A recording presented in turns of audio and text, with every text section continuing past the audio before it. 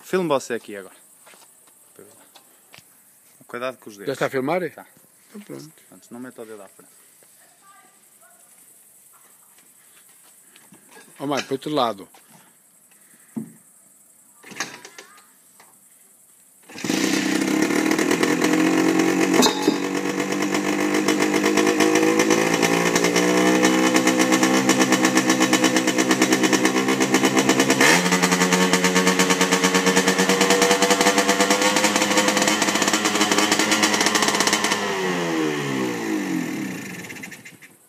Ok.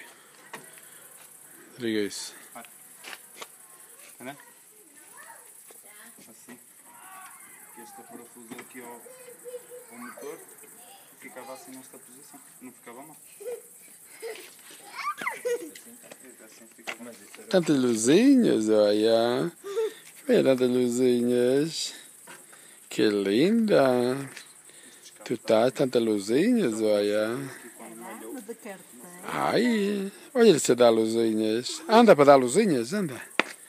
Sim. Está a fazer vídeo. Tá. Deve ficar na mesma posição que estava. Até não pode virar assim. Senão você está na televisão está a ver tudo ao contrário. Que bom, de vez em quando.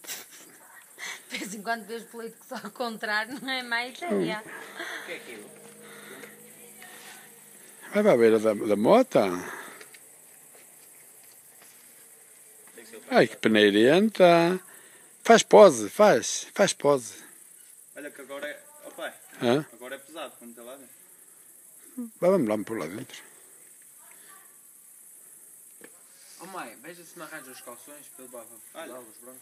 Aqui há tempos fizemos uma aposta sobre fazer uns carrinhos de regulamentos. O tendo metade. Ai, que linda pose.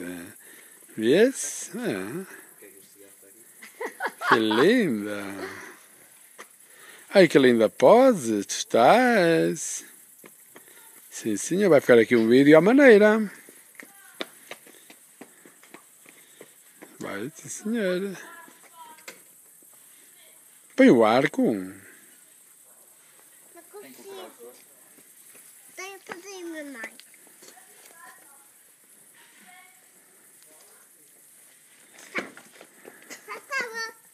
Faz a pose. Ei! Ao contrário.